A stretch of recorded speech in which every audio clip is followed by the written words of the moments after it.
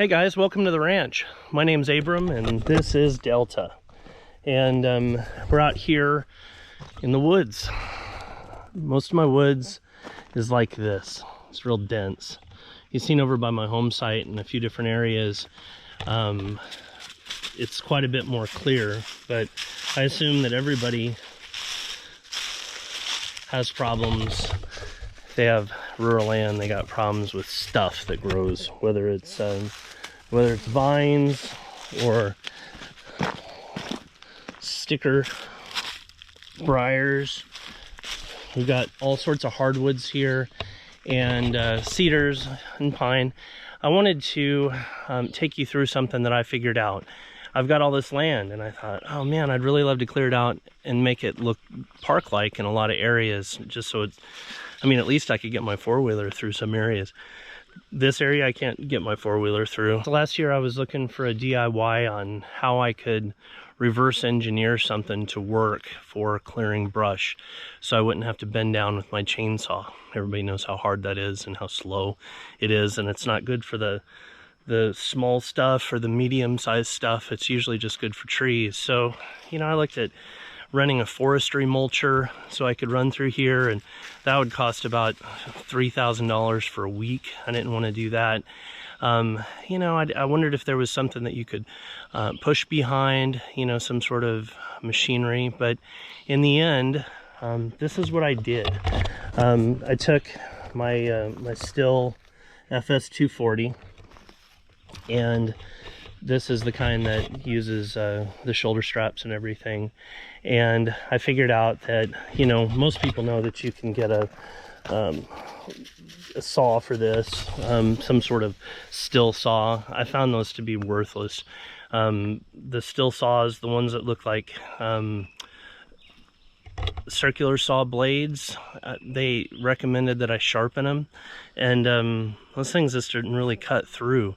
They have all sorts of different Stihl brands, and just so you know, if you use something else than a Stihl brand, it can void your warranty. So if you take something into the shop to get repaired or something, just make sure it only has Stihl stuff on it.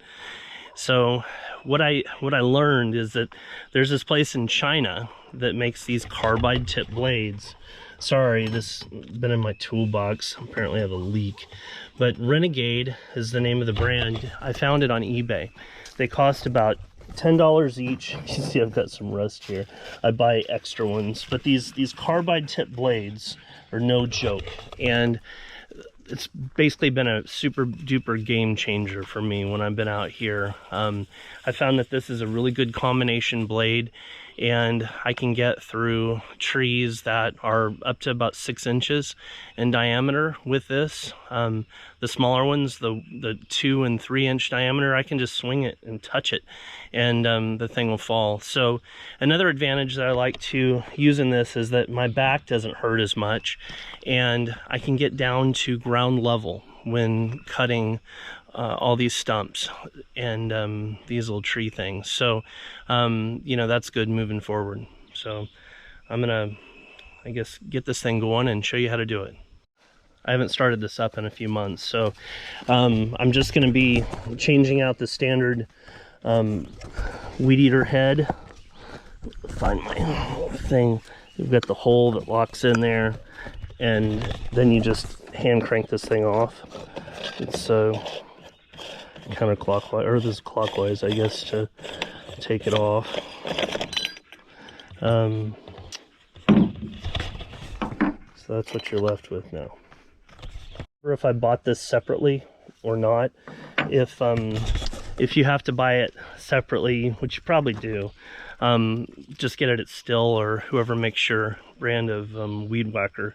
So, like I said, I don't know what that's called, but I probably had to buy it because Stihl has their blades.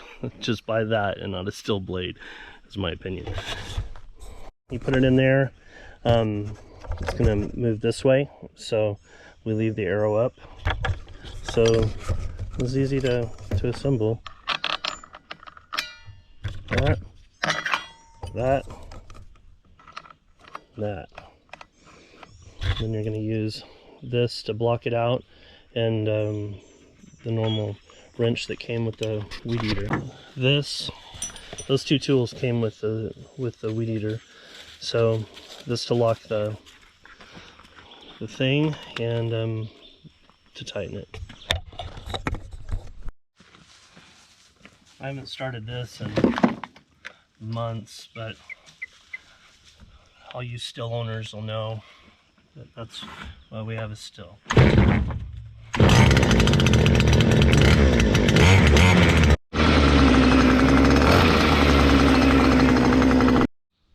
I'm not sure how many cc's the engine is on this Stihl, but I think it's over 50, or it's right about 50 or 60.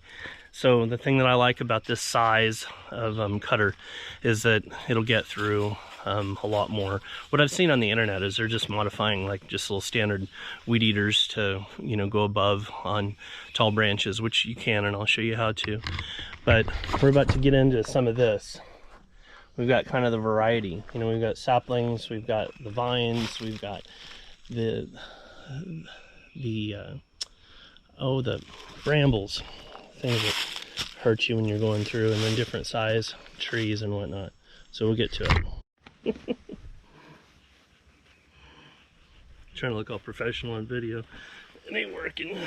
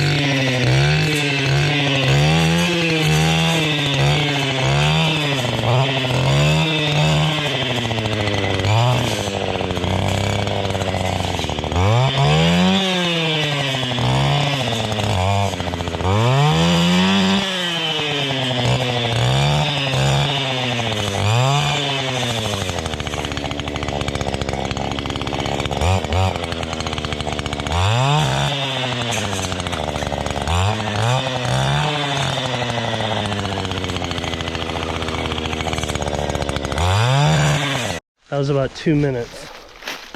I got through all sorts of different material. Swinging that saw is so easy, and what you'll find is that you'll cut so much that you'll really hate piling it up to burn it, but it clears things out real nice.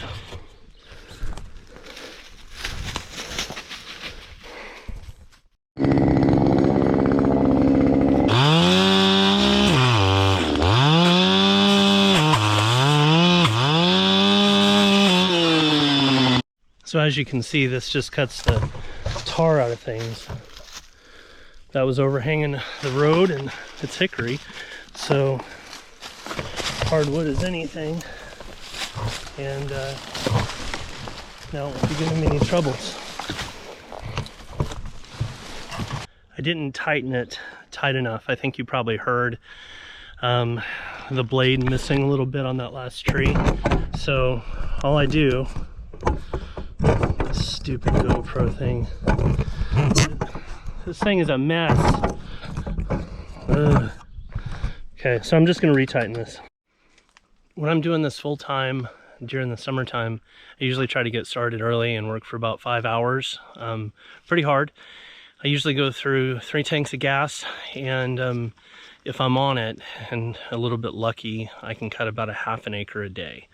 That's just the kind of stuff that I just went through and cut here, but it makes a huge difference. I've taken this and done a half-mile trail all the way down my ridge to the lake and my cove, which is really good. So, you know, I'm gonna do four-wheeler trails, a perimeter trail that's up here on top of this ledge before it drops off into the canyon down there. And I want to basically go around the middle section of the property here, and I'm going to use that probably 100%. Like I say, it'll go up through about 6 inches of a tree if you hit it from both angles and you take a little bit of time. But in my opinion, it goes through typically faster than a chainsaw. I'll tell you about one hack that I figured out. Last summer I'd been using this for 2 weeks straight, at least 4 days a week, and I was going through a lot of fuel. It was not running real clean, and it wasn't revving really good. So I took it into the shop not knowing. There's this thing called a spark arrestor, and the spark arrestor goes right there. Now again, I think it's meant to safeguard that sparks don't fly out and start some sort of fire. But honestly, I tried to burn the leaves anyway, so I wasn't real concerned with it. Once I took the spark arrestor off, the thing runs like $1 million every single time. If you were going to leave the spark arrestor on and you're using it a lot, you need to use a torch to get the burn oil off the screen, and that'll make it function better. But I just took it out of there. Again, it'll void the warranty with Stihl, so if you take it back in for maintenance, make sure you put it back in. I put it in my safe spot in my truck so I can remember to stick that sucker back in when I take it to Stihl. I made sure to get the 2-year warranty. You know, if you buy a can of their oil or whatever, you can extend the warranty by another year.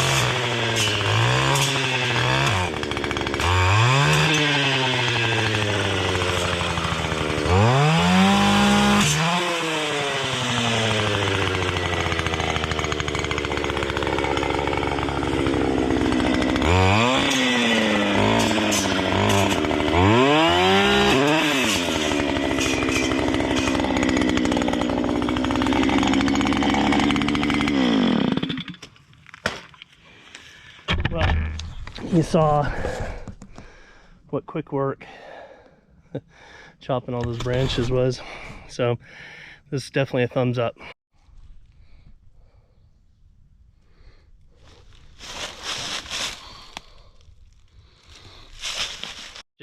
I guess I should talk about my technique a little bit when I'm swinging that blade. The thing's so sharp, it really just touches stuff and then the stuff falls in. So I always think about the way I'm going to go back, because when everything falls, it kind of falls in front. And if you get hung up on vines and stuff, sometimes you just got to pull it back. But something like this, I may hit the higher level and let it fall down and then go back below and do the stalks. When I'm just bushwhacking through the middle of nowhere, I may be swinging that thing like a blade, whoosh, whoosh, whoosh, and just kind of getting a place for me to walk and then coming back and clearing things out a little bit more properly. Wearing that backpack strap thing is awesome, because walking around all day in these woods, I mean, you'll get tired. I can't imagine having to hold it up with strength in my arms all day long. So that's about it. This blade is Boss, and I bought them, like I say, from eBay, about $10. One blade, when I was cutting with it every single day practically, would last me a couple couple weeks maybe. You can tell when it starts to wear down. It'll smoke more, and you'll be burning and doing less cutting. Maybe if somebody knows, is it possible to resharpen carbide tip blades? I keep all my extras just in case it is, because these things are like gold. That's that poison oak plant that I sprayed. See how it did on these shoots. Seems like you can tell that there's definitely some salt residue, and you've got the leaves that are browning off, and it's working pretty good. I don't know if any of the other people that are watching my channel do a lot of homesteading, or they're homesteading now, but the thing that I notice is that I just have to learn how to get by on less things, and I have to be creative about doing things sometimes. I don't have all the money. I don't own a tractor or a bobcat, and I can't really afford $3,000 to rent a forestry mulcher. So I think that was a pretty good option. Unfortunately, I went through here and I cleared all this out in that same method that I just used before I brought the bulldozer through. Obviously that wasn't smart, but it stayed pretty good. These oak shoots come out of the ground, it seems like, at about 1.5 feet a year, so I see that as an ongoing problem. But once I kind of figure out where my grassy spots are going to be, I'll clean it up by pulling roots and everything. So hopefully this was useful to you. If you think so, give me a thumbs up. Share my videos with anybody you know. That would be awesome. I'm going to be trying to do more videos and let you know what I'm up to. Hopefully I'll give you some hacks that I'm using, or tell you some things that I've screwed up on, so hopefully that'll save you from doing the same. So until next time, thanks for watching. Oh, dang it, I'm the worst stick thrower ever.